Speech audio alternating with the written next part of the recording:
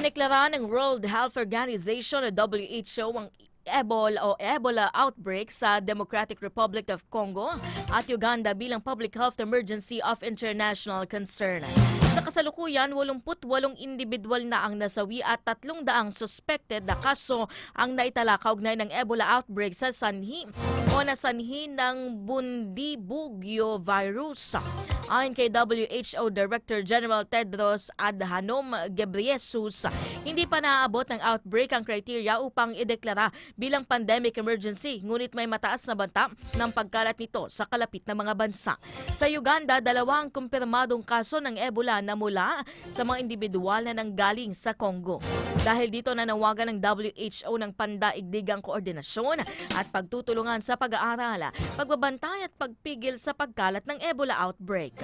Nakatakda ring makipagpulong si Director Ghebreyesus sa Emergency Committee upang talakay ng sitwasyon at kung paano re-responde ang mga bansa hinggil dito.